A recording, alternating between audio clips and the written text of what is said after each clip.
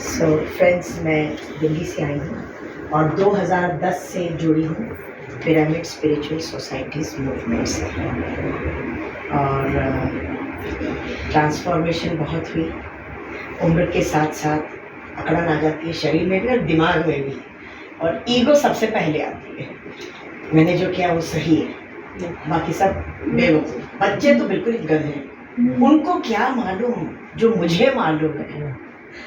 तो इस तरह के बहुत सारे इश्यूज होते हैं लाइफ में भी, और एज ए वाइफ भी और फैमिली में भी। परंतु सब कुछ जैसे जैसे ध्यान की गहराई में जाती चली गई, बहुत ही ट्रांसफॉर्मेशन होने लगी। और अंदर एक छोटा सा जो बच्चा होता है, इनर चाइल्ड, शायद नाम सुना होगा, मन जिसे बोलेंगे कि चंचल है, कई बार अपने को शैतानी करने का इस उम्र में भी मन करता है ना। तो वो क्या है, अंदर एक अपने बच्चा होता है, तो वो जीवंत हो जाता है। तो मेरा जो है अंदर का बच्चा परमानेंटली जीवंत हो गया। अब पानी देख के या पानी में नाव देख के मन नहीं मचलता, सारा वक्त ही मन मचला रहता है। खूब मस्ती की पाठशाला चल रही है जीवन में।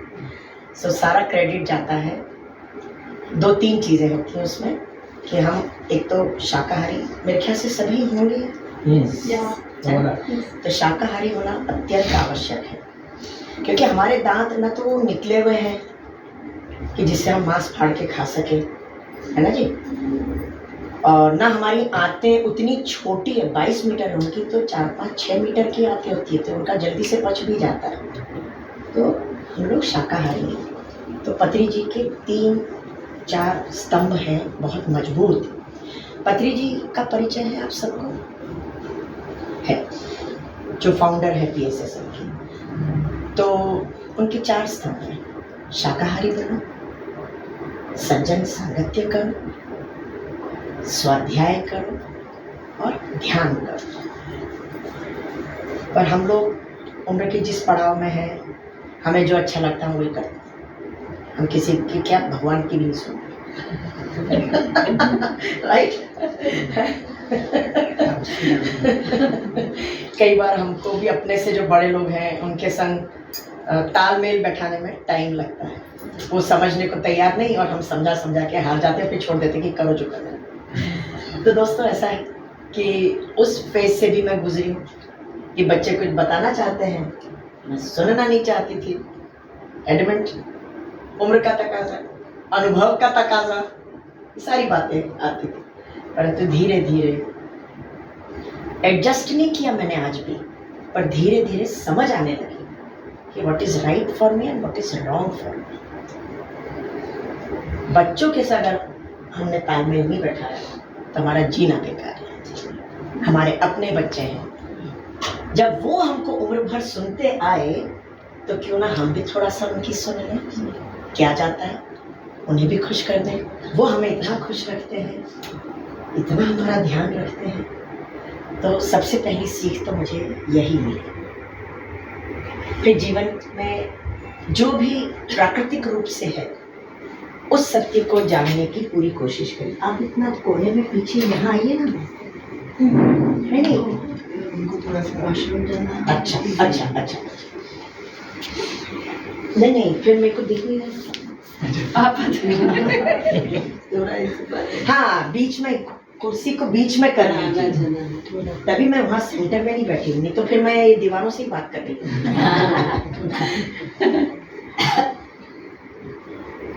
आप मदद करो।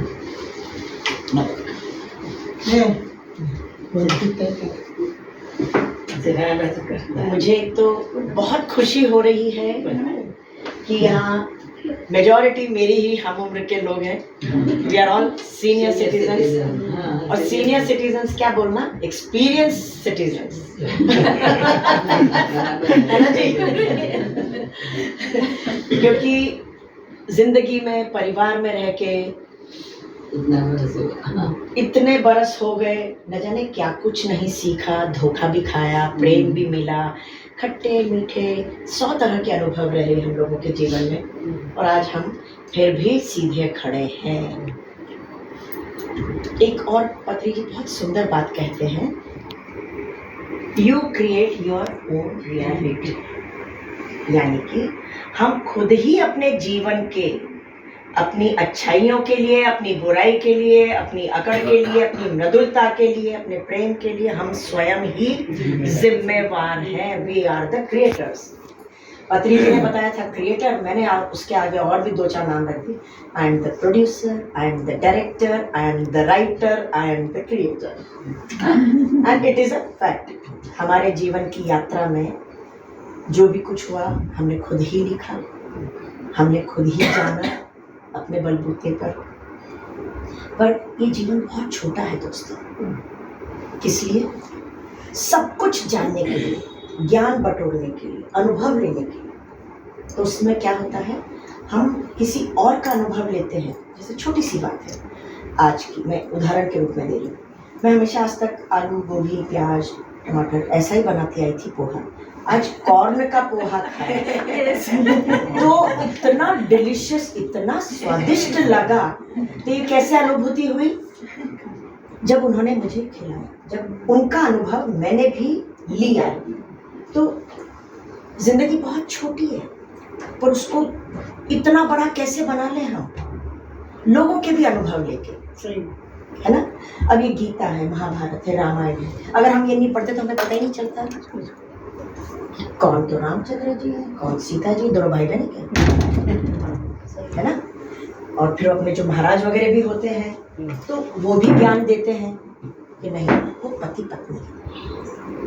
बड़े बुजुर्गों ने भी यही बताया कि पति पत्नी, भाई बहन नहीं। तो मैं एक डायलॉग बड़ा कॉमनली यूज करती हूँ कि सारी रामायण सुना दी आपको और आप यही कहोगे कि राम जी और सीता जी भाई बहन है। अरे नहीं नहीं, तो मैंने कहा नहीं नहीं क्या, जो इतना मैंने बोला बताया आपको उसके बारे में, इसके बारे में, आप अभी भी प्रश्न कर रहे हो। तो एनीवे, आपका परिचय? सोनू जी। क्या बात है। ऊपर ही रहते 306। अच्छा, और ये नंबर है 206। एक मंजिला ऊपर है ना। अगर मान लो ट्रेन पकड़नी होती तो क्या करते? टाइम देखो। एक्चुअली ट्रैफिक में फंस गए थे क्या सीढ़ी से उतरते हुए, या लिफ्ट अटक गई थी? Her daughter is having a exam today, tax CA का एग्जाम। Then I apologise. और एक छोटा बच्चा है 6 साल का, उसका भी काम करके फिर मैं। Thank you for your coming. Thank you. वरना इस घर से उस घर जाने में भी, यहाँ से अगले घर में जाने में भी आधा घंटा लेट पहुंचे कि अरे बगल में ही तो है, क्या है, चले जाएंगे। आपकी तो मजबूरी थी, आई अंडरस्टैंड। तो मैं यही बोलती क्या ट्रैफिक में फंस गए थे। That's a very common word now. देरी से भी घर से निकलेंगे तो हम यही बोलेंगे, सीधा सिंपल झूठ। ये सब ह्यूमन साइकोलॉजी की बातें कर रही हूँ मैं। राइट शरीर जी? तो किताबी ज्ञान होना भी अति आवश्यक है, बेसिक बात। तो हम जैसे किसी को भी पढ़ते हैं, तुलसीदास जी का हमने कुछ पढ़ा, कबीर दास जी को पढ़ा या सुना, तो हमें कितना कुछ मिलता है। यहाँ कई तरह के योग हैं, जैसे भक्ति योग, श्रुति योग। भक्ति योग है ना, जो भक्ति करते हैं, जैसे मीरा ने करी। हम लोग नहीं इतने पके, हम नहीं कर सकते हो वैसी भक्ति। सच्चाई है,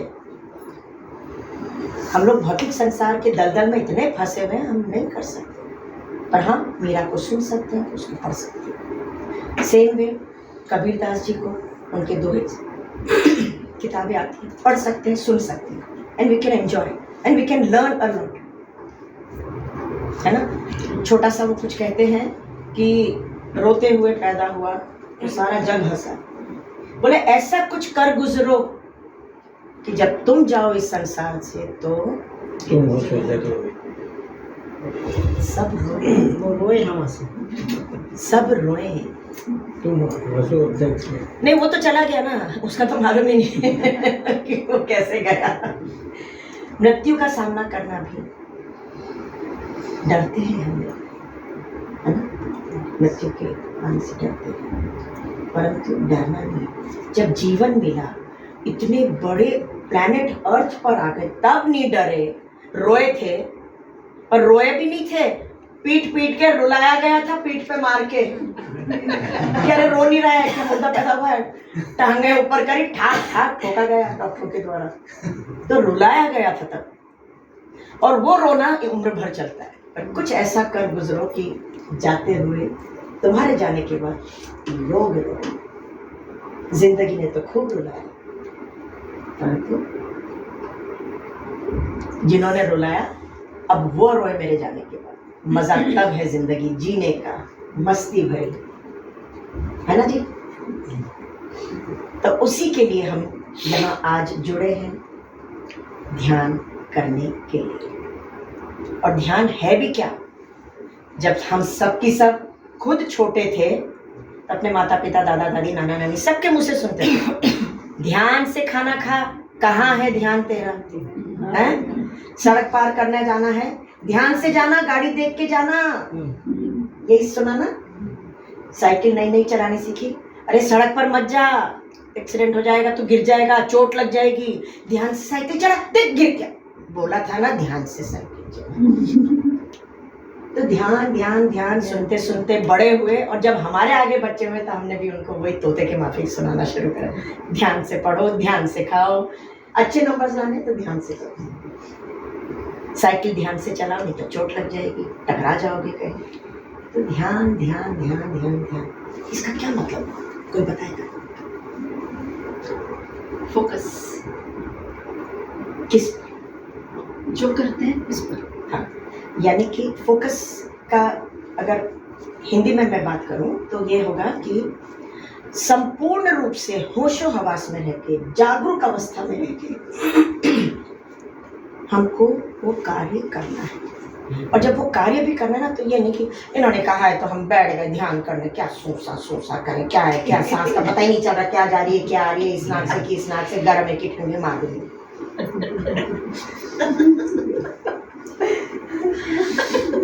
हकीकत नहीं है।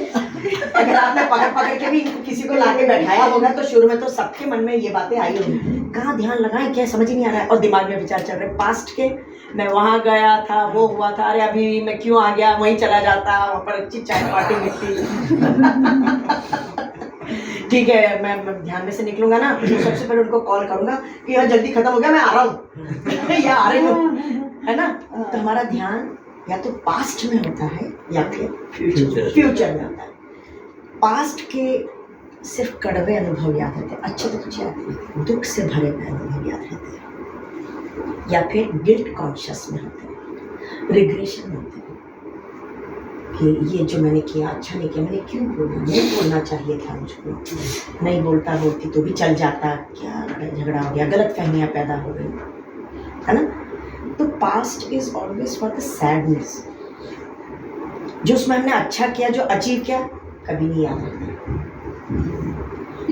फिर अगर पास्ट से निकले, ये पास्ट है, ये प्रेजेंट है और ये फ्यूचर है, राइट। पास्ट से निकले तो लॉन्ग जंप लेके फ्यूचर में पहुंच गए, ड्रीम वर्ल्ड में, मैं घर जाऊं तो ये करूं वो करूं। इन्होंने बहुत अच्छी बात बोली थी, मैं घर जाकर मैं लिख लूँगा या लिख लूँगी, याद रखूँगी। घर पहुंचे तो कुछ याद नहीं है, सब दूसरी दुनिया में वापस पहुंच जाते हैं। परंतु फ्यूचर मीन्स अंधकार, क्योंकि अननोन है, अज्ञात है, अंधकार है, मालूम ही नहीं क्या। तो उसमें क्या होता है, डर होता है, भय होता है, हर चीज़ की। इंग्लिश चलेगा ना, हिंदी अंग्रेजी चलेगा दौड़ेगा। आइए पधारिए, अरे क्यों देरी में सेम केस। आप कहाँ से आए हो? यही अंधेरी में। वेल, थैंक यू, आपके आने के लिए धन्यवाद। देर आए दोस्त। नहीं, सॉरी की क्या बात है, ये अंग्रेज लोग अच्छे हैं। एक चौड़ा लगाओ शैलेश पर, बोलो शैलेश हाथ चल गया, सॉरी। है ये तो वो हो गई बात। तो हम कहाँ थे जब उन्होंने फ्यूचर अंधकार है, भय है, हम मतलब एवरीथिंग इज इनडेफिनिट, कुछ भी नहीं मालूम क्या है, कुछ भी नहीं मालूम। और मजेदार बात है कि या तो यहाँ रहते हैं या यहाँ रहते हैं। और ये बेचारा जो अंग्रेजों ने इतना खूबसूरत नाम दिया है, हिंदी में उसका अगर उच्चारण करेंगे, मतलब निकालेंगे तो उपहार, प्रेजेंट। Present is what? हम प्रेजेंट देते हैं आपको, गिफ्ट देते हैं, है ना? Present is that. तो इस उपहार को भूल के या तो दुख में है या भय में है। क्यों नहीं हम आज अभी इसी क्षण का सोच सकते हैं? मैं खड़े होके बात कर रही हूँ, मैं सांस ली, आप श्वास छोड़ी, और अगर फिर नहीं ली तो इसका क्या मतलब हुआ? टपक गई, है ना? जो श्वास छोड़ी और नहीं ली, मानिक की राम नाम सत्य हो गया। परंतु नहीं, हम अथॉरिटी से जीते हैं।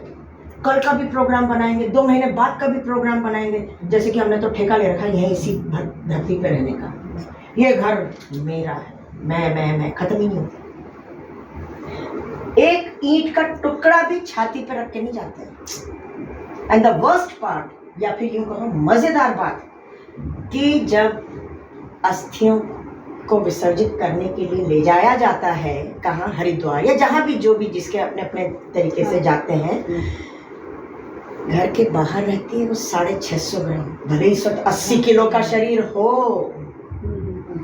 और वो 650 ग्राम भी घर के बाहर रहती है। और नहीं तो शमशान घाटी छोड़कर आते थे, हम आके ले जाएंगे उस दिन, उस तारीख को, इतने बजे। तो किस पर घमंड कर रहे हैं हम? किस बात का अहंकार है हमें? चीजें नहीं छूटती हमें, ये मेरा है, ये मेरा है, उसी में ही लगे रहते हैं और जिंदगी गुजर जाती है। और जहां आखिरी सांस ली, अगर बेटा भाऊ बहुत परेशान थे माता या पिता से, भले यहाँ पर समाज को दिखाने के लिए आंसू बहा रहे हैं, पर मन उनका कहता है पाप कटा, उनका तेरा मेरा, तेरा मेरा।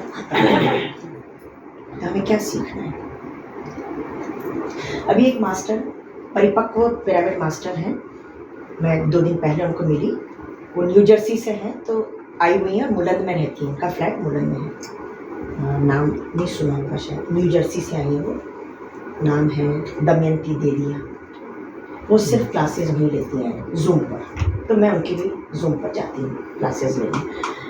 तो मैंने कुछ बात से बात चली, तो एक को कहावत नहीं है कि पूत सपूत तो क्यों संचित करना, पूत कपूत तो भी क्यों संचित करना। अगर वो कपूत है तो तुम्हारे जाने के बाद वो सब बर्बाद कर देगा, और जो सपूत है वो इतना कैपेबल है, इतना उसमें सामर्थ्य है कि उसको आपको पैसे की जरूरत नहीं है।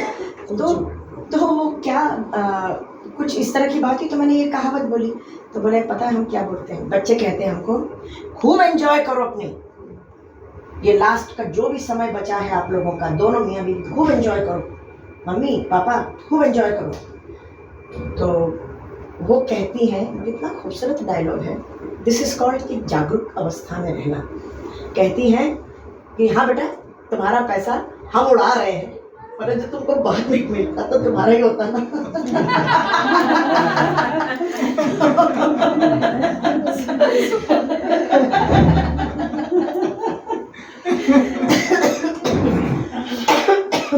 तो बोलती है हाँ बेटा हम जा रहे हैं ना वापस बम्बई, तो इंडिया जा रहे हैं, तो तुम्हारा पैसा लेके जा रहे हैं और खूब उड़ाएंगे।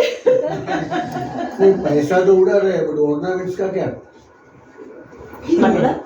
पैसा तो उड़ा रहे जो भी है, हाँ, बट जो ऑर्नामेंट्स पड़े हैं उसका क्या? जितने बच्चे हैं उनमें बराबर बांट। वो नहीं उठ सकता है, नहीं वो सिक्योरिटी है, वो सिक्योरिटी है। Yes you are absolutely right, वो सिक्योरिटी के रूप में है जब तक आप हैं, है ना? और आपके जाने के बाद या पहले ही इस सब करके जाओ, 3 बच्चे मान लो, 3 जगह बना दो पोटलियाँ और उनको सर्कुलेट कर दो, ले जाओ। मुंह नहीं दिखाएंगे बाद में। घर का आपके नाम है, बैंक का खाता तो आपके नाम है, मत दिखाने दो मुंह। आपके जाने के बाद कौन सा, वो तो खुश हो रहे उल्टा आपके जाने के बाद, है ना? अगर जरा भी हमारी तरफ से कोई गलतियां हुई और वो पक गए, तो हमारे सांस आखिरी लेते ही सेलिब्रेशन शुरू है उन लोगों का। भले उस समाज के सामने हूँ, हकीकत है ये बहुत कटु सत्य है हमारे समाज का, मानव जीवन का, मानवता के प्रति। और आज के बच्चे तो तौबा है। तो हमको एडजस्ट करना, मालूम होगा इधर क्या होता है, मालूम ही नहीं, अभी तो टेंशन क्यों लेने का, नहीं लेने का। पर what I am trying to say कि हम अभी उनके संग एक मधुर रिश्ता बना है। और हम जो भी आते हैं ना, जैसे कई बार अपन देखते हैं कि दो भाइयों में या दो बहनों में परिस्थितियाँ फाइनेंशियल हो या पारिवारिक हो, अलग अलग होती है। क्या कारण है? एक ही कोख से जन्म लिया था दो बच्चों में, पर दोनों के घर में एक तो इतना अमीर और एक इतना नीचे। क्यों? पिछले जन्मों का कर्म आप ईर्ष्या भी नहीं कर सकते। अगर कर रहे हो तो इसका मतलब अज्ञानता में हो। मेरे भाई के पास इतने पैसे हैं और छोटा भाई बोल रहा है सर मेरे पास कुछ नहीं, जबकि मैं इतनी मेहनत करता हूँ और वो कुछ भी नहीं करता, तो भी उसके पास इतना सब कुछ है। उसकी बीवी इतनी नकारात्मक है, फिर भी उन दोनों की पड़ती है। मेरी बीवी इतनी अच्छी है, फिर भी उसको परिवार में कोई पूछता नहीं। ये सब क्या है? कर्म, कि हमने क्या कर्म किया। अगर आपने एक इतना बड़ा आम का बीज बोया और आप उसको खूब पानी दे रहे हैं, खाद दे रहे हैं, इतना बड़ा हो गया, इतना बड़ा हो गया, और अब आप एंजॉय कर रहे हैं। अब इसमें अमरूद आएंगे, मजा आएगा मेरे को तो।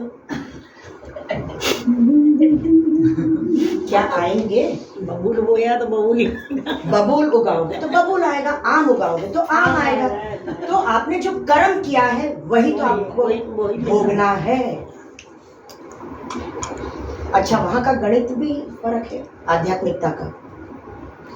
अगर आपने 5 पुण्य के कार्य और 2 गलत कार्य हो गए, चाहे अनजाने में ही हो, जानबूझ के नहीं किए, अनजाने में हो, तो ये बड़ा हुआ ना। तो इसको अगर इससे करेंगे हम अंक गणित में तो 3 रह जाएगा, राइट। ये 2 गायब हो गए क्योंकि ये माइनस हो गया और ये 3 बच गए। यहाँ वो नहीं है, आपको ये 5 भी भोगने हैं और ये 2 भी भोगने हैं। That is very crystal clear in आध्यात्मिकता, in this ब्रह्मांड यूनिवर्स। 5 और 2 7 भोगने। अंक गणित में तो 5 में से 2 निकल गए, 3 बचे, काम खत्म। ये नहीं है हिसाब यहाँ पर। मेरी बात अगर बोरिंग लग रही है तो ध्यान करें। बहुत अच्छा लग रहा है। इन्होंने पूछा था टॉपिक, मैंने कहा नो, कोई टॉपिक नहीं होता है। उसी वक्त क्या डाउनलोड हो रहा है बस वही मेरा टॉपिक होता है। तो बस आप लोगों की जो एनर्जी मिली मैंने अपनी तरफ से बक कर दी। कहें तो थोड़ा सा ध्यान करते हैं। तो लाइफ में मेरे बहुत ट्रांसफॉर्मेशन हुए। मैं यही कहूँगी क्या होगा, सफोकेशन। आई वुड प्रिफर कि मेरे पार्टनर्स बात करें, आप नहीं, आप भी नहीं, आप भी नहीं। आप समझ गए? आप ले जाए ना, इससे आपको पता नहीं। हम लोग सब एक ही नाव के यात्री हैं। आप सेकंड जनरेशन में आ गए।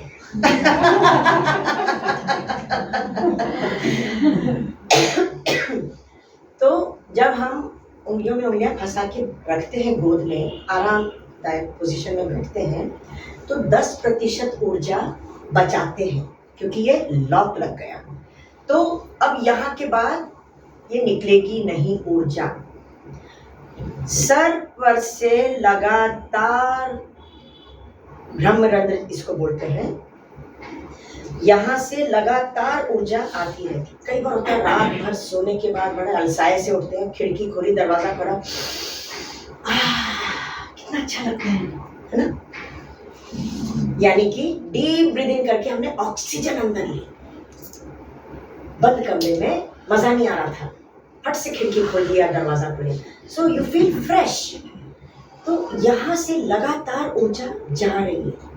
परंतु हम सारे के सारे 8 घंटे यहाँ बैठे रहेंगे तो क्या होगा कि ऊर्जा का आदान प्रदान नहीं होगा, फ्रेश एयर का आदान प्रदान नहीं होगा, कि कार्बन डाइऑक्साइड ही ले रहे हैं और कार्बन डाइऑक्साइड ही छोड़ रहे हैं। There is no oxygen.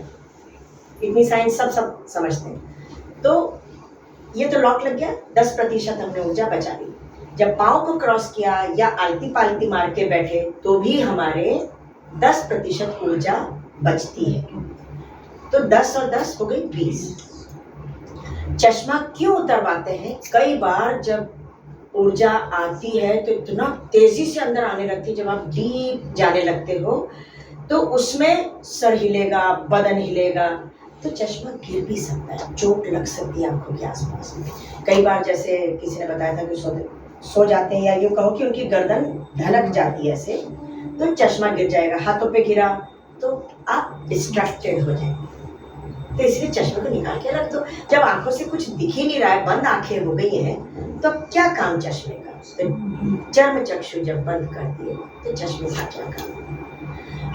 रही बात कि आंखें क्यों बंद करवाई जाती है।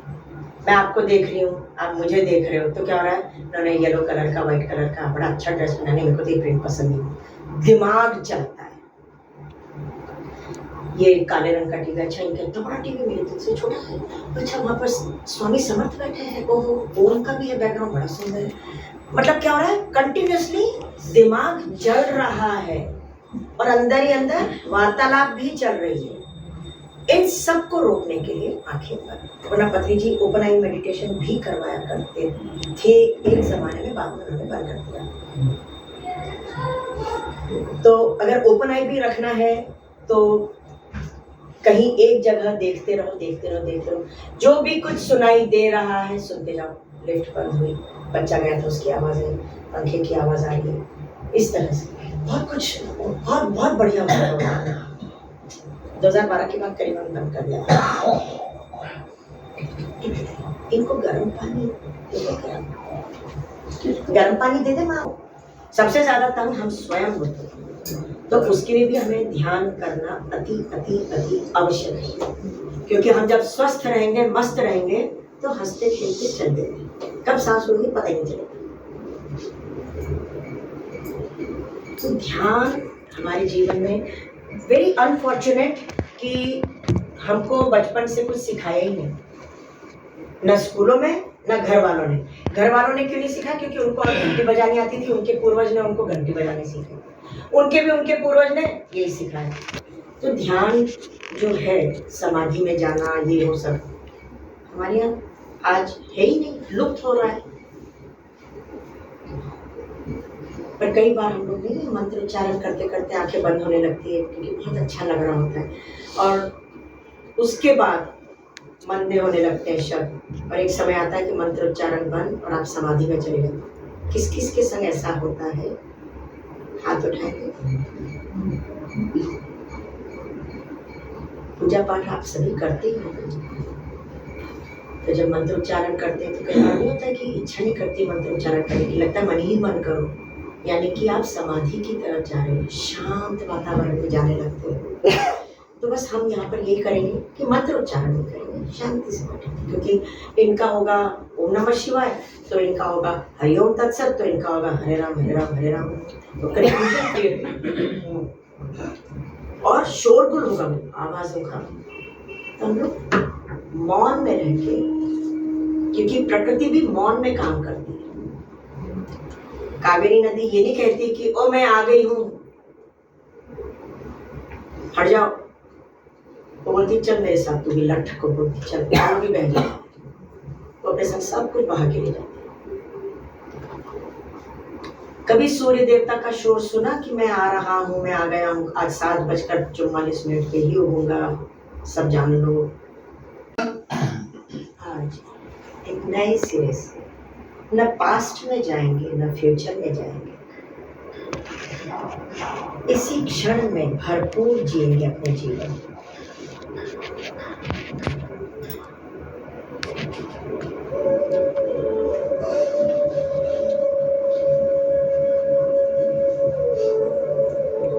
बिना किसी सोच के, बिना किसी विचार के, आंखें बंद, पूर्ण रूप से आंखें बंद।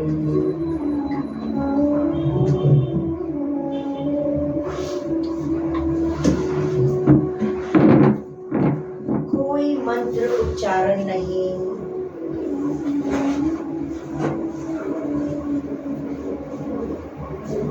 नाम जप ले रखा है तो इस वक्त वो भी नहीं करेंगे। किसी भी गुरु के द्वारा मिला हुआ मंत्र या नाम जप का समय अलग रखेंगे, क्योंकि यह समय उन गुरु का नहीं है। यह समय तो सिर्फ आपका अपना बहुत ही पर्सनल समय है।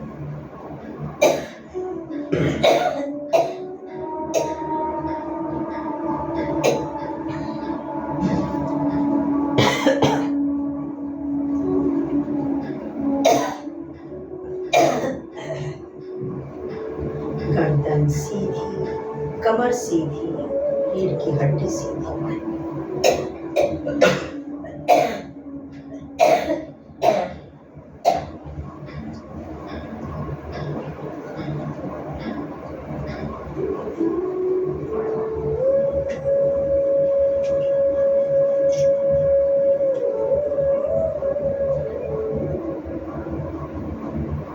जब रीढ़ की हड्डी गर्दन सीधी होगी तो भीतर अंदर से जो भी विश्व शक्ति हमारे भीतर आ रही है, कॉस्मिक एनर्जी, पूरे शरीर में संचारित होगी। जो भी शरीर में बीमारियां, व्याधियां आ गई हैं, जब तेजी से ऊर्जा शरीर में आती है तो वो ब्लॉकेजेस खुलते चले जाते हैं और हम स्वस्थ होते चले जाते हैं। प्रौढ़ावस्था से एक बार फिर युवा अवस्था की ओर मुड़ जाती है हमारी उम्र।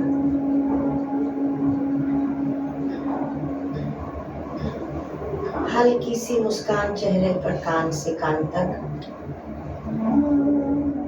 चेहरे की 52 मांसपेशियां जो संकुचित थी रिलैक्स हो जाती है। कंधे सीधे, गर्दन सीधी। दोस्तों, गर्दन सीधी रखेंगे। तिरछी बोतल में कभी भी पानी ऊपर तक नहीं भर सकते, तो गर्दन तिरछी हो जाएगी तो कैसे ऊर्जा हमारे शरीर में जाएगी।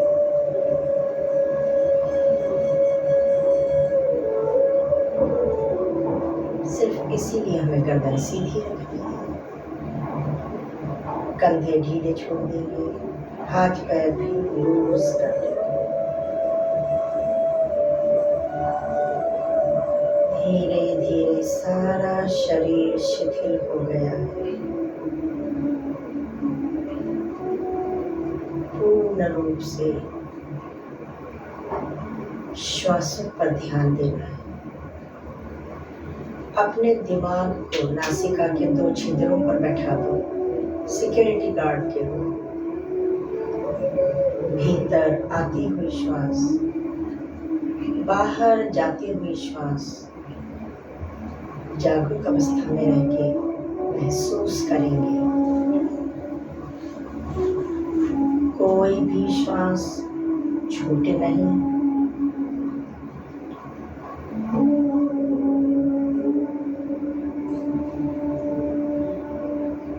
जिस तरह से सोसाइटी का मेन गेट पे एक एक को चेक करना, बस वही हम अपने दिमाग को बुलाओ। प्रत्येक भीतर आती हुई, बाहर जाती हुई श्वासों को चेक करो। ध्यान पूरा नासिका के 2 छिद्रों पर रहे।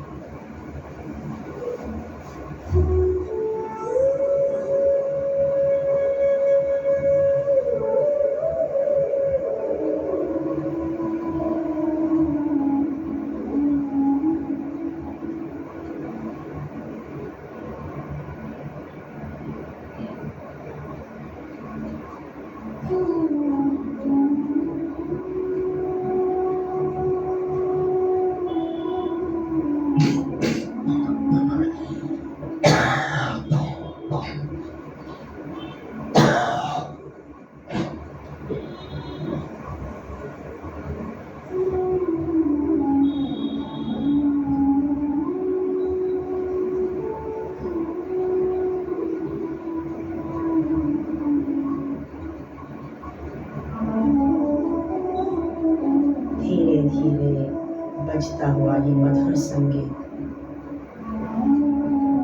दिमाग को बहुत रिलैक्स कर रहा है, बहुत सुकून मिल रहा है।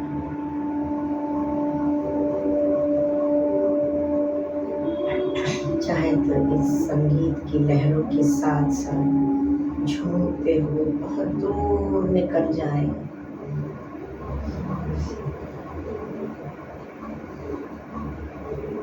नहीं तो सांसों की डोर को पकड़े पकड़े अपने भीतर की गहराइयों में उतरते चले जाए।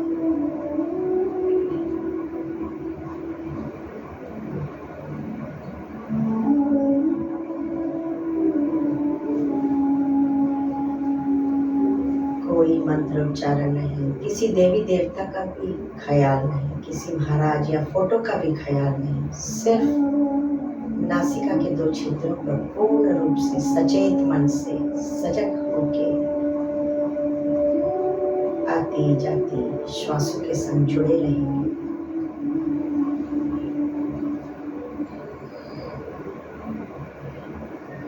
जन्म से मरण तक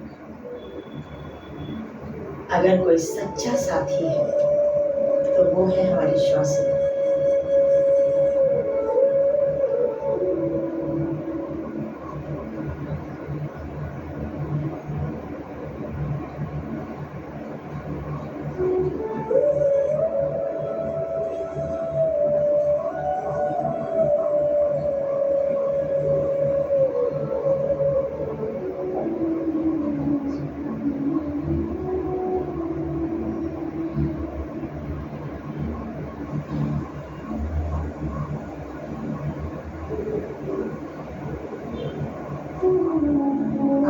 अपान सती ध्यान की बहुत ही सुंदर एक शाश्वत विधि है।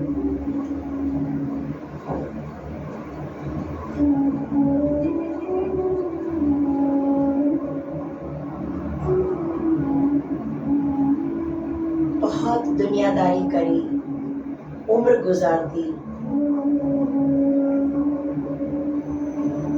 माता पिता की सेवा करके, बच्चों का लालन पोषण करके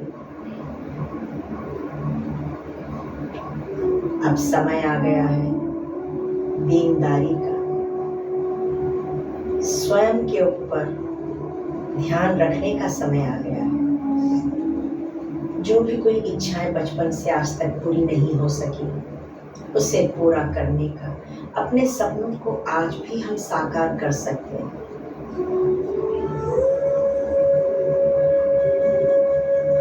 बस मन में एक तमन्ना जगा लो, एक इच्छा जगा लो।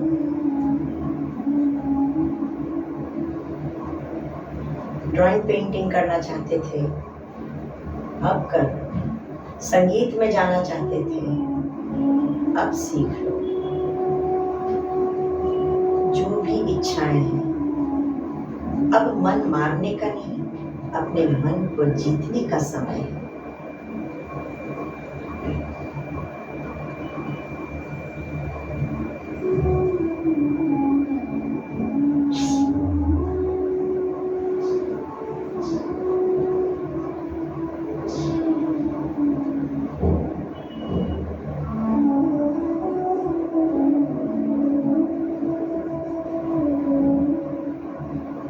जैसे जैसे शरीर शिथिल होता चला गया, मन में भी स्थिरता आ गई।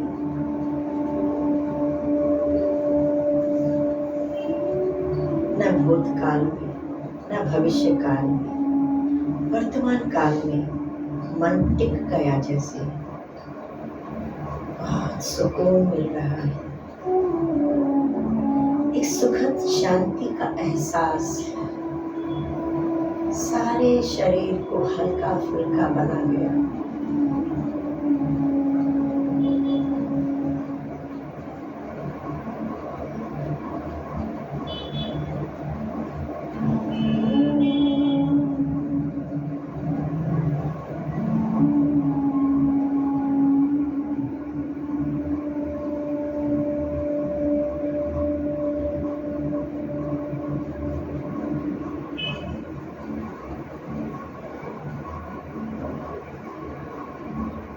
समय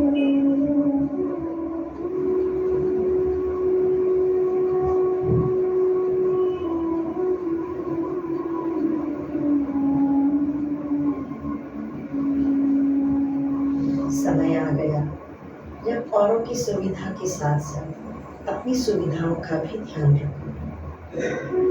अपने आप कंफर्ट जोन में रखो।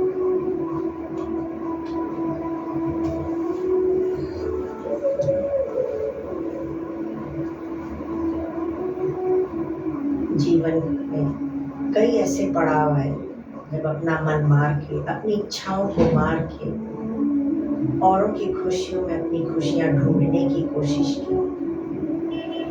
अब समय आ गया है स्वयं को खुश रखने का।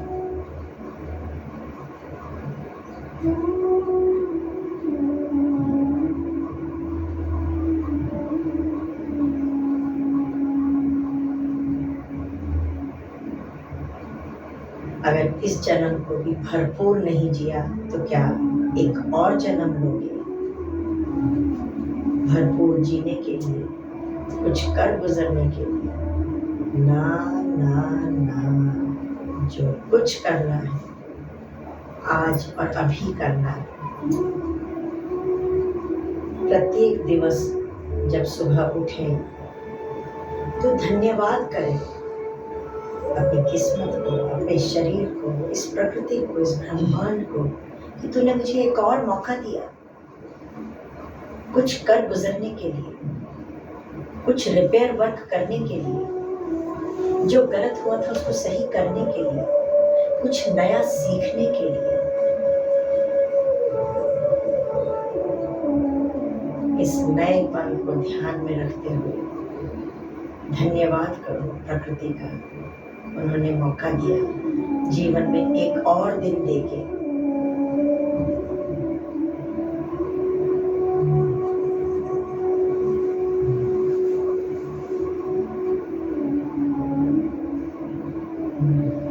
किंतु हम अटक जाते हैं कि कुछ भी अगर हम करेंगे तो क्या कहेंगे लोग। परंतु ये है सबसे बड़ा रोग। छोड़ो, परवाह मत करो किसी की भी। जो कुछ करना है कर डालो, कल हो ना हो। और वैसे भी कल तो कभी आता ही नहीं। 10 तारीख के बाद 11 तारीख आ जाएगी, पर वो कल नहीं आज कहलाएगी। कल तो कभी आता ही नहीं। कल के लिए कुछ भी ना छोड़ो।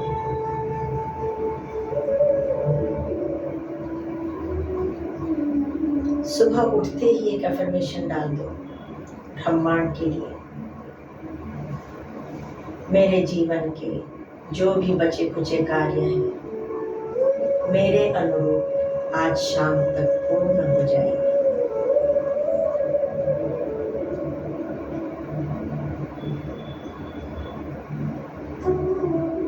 ये ब्रह्मांड का फिक्स डिपॉजिट है।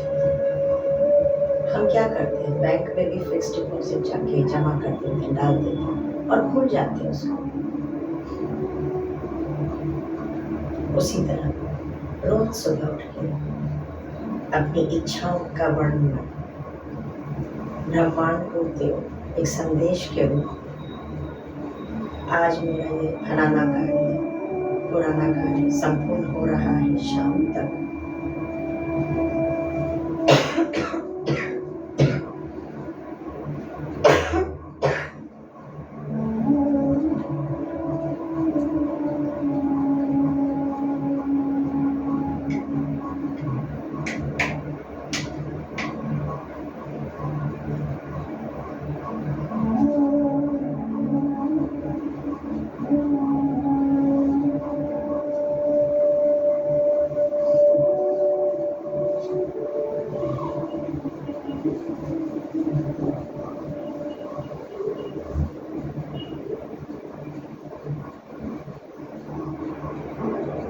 इस मधुर संगीत की लय के साथ बहते चले जाओ, डूबते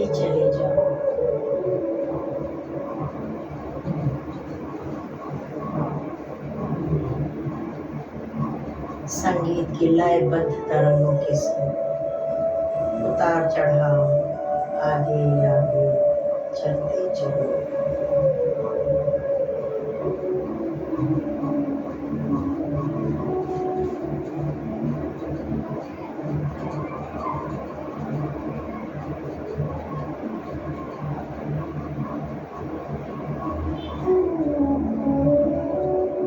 जब स्कूल पास किया तो दोस्त बिछड़े,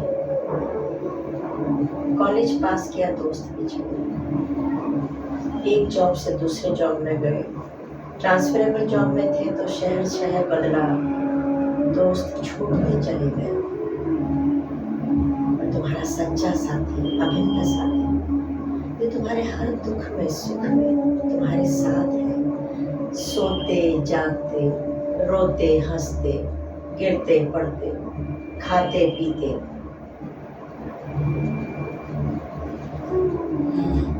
तुम्हारी श्वास।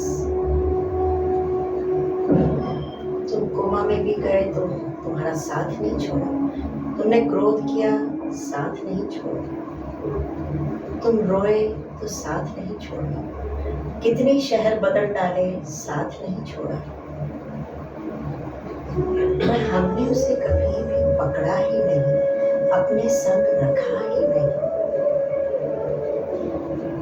तो क्यों ना आज हम एक बार अपने श्वासों के संग दोस्ती कर लें, श्वासों के संग मस्ती कर लें।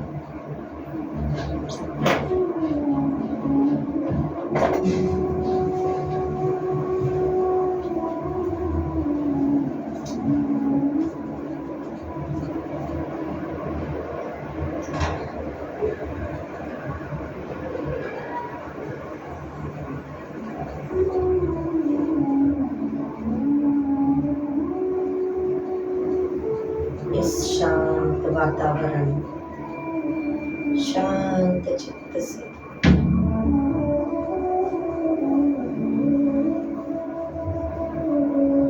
सहज सरल श्वासों के संग जुड़े हुए हैं।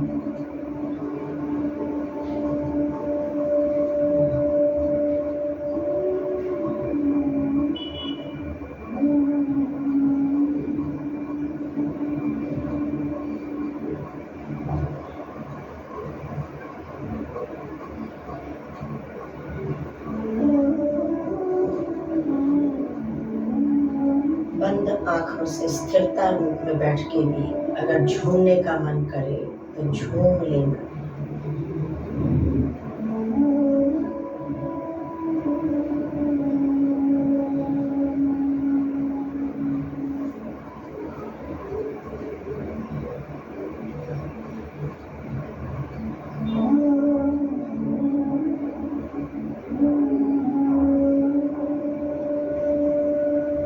आज पूर्ण रूप से सब बंधन को तोड़ते हुए एक स्वतंत्र जीवन जीने का संकल्प लेंगे।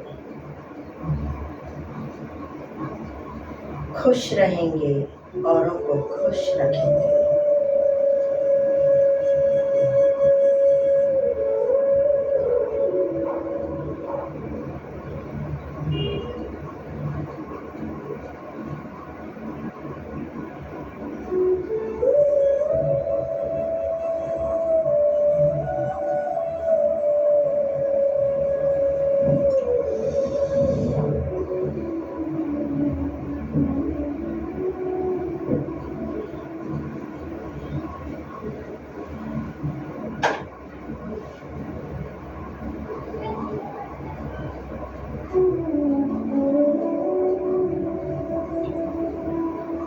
कृपया कोई भी आंखें ना खोलिए।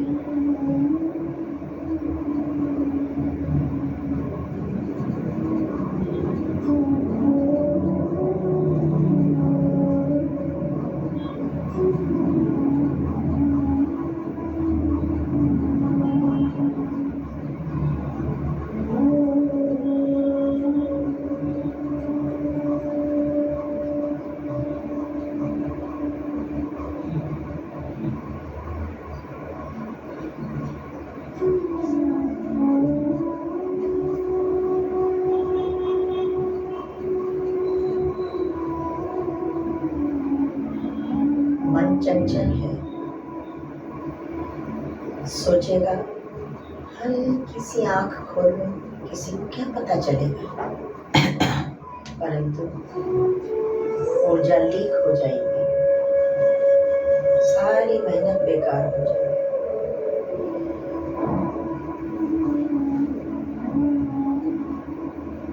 तो कृपया कोई भी आंखें न खोलिए।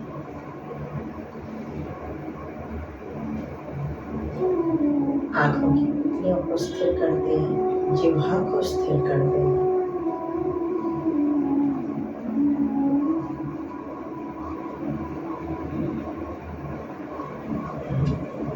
आखिरी 5 मिनट।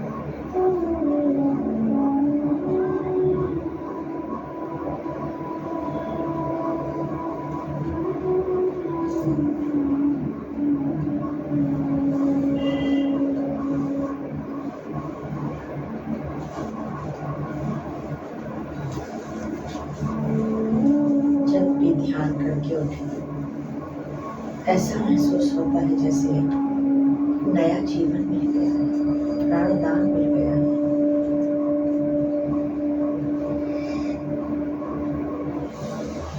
नई सोच के संग बाहर आते हैं, नई उमंगों के संग बाहर आते हैं।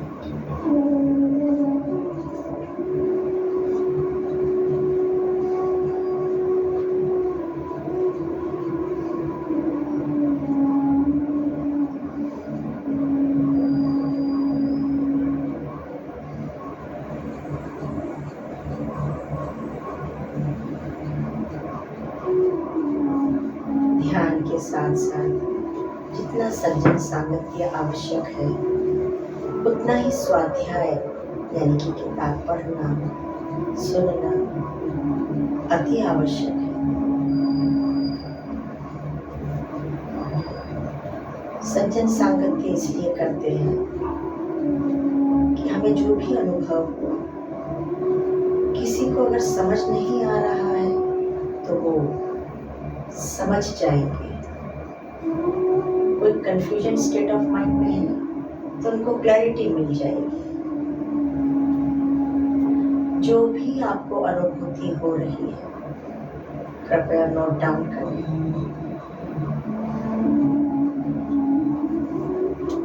तारीख के साथ।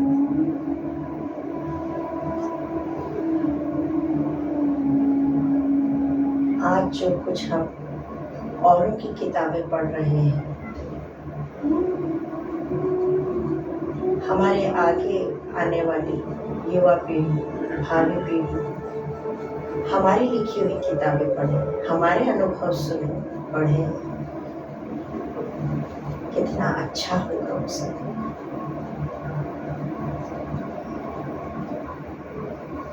गांधी जी ने भी तो अपने अनुभव लिखे हैं। हम किसी से कम नहीं हैं।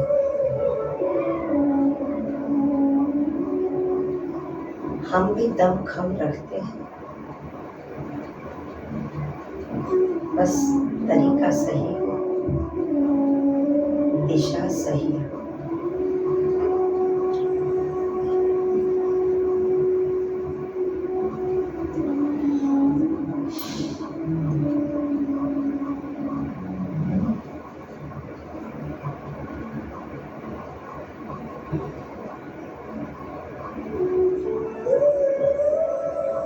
यह समय सोचने विचारने का नहीं, ध्यान की गहराइयों में जाने का है। समुद्र के तल में जिस तरह शांति सी बनी रहती है, चाहे ऊपर लहरें उछाले मार रही हो, पर भीतर तलहटी में शांति।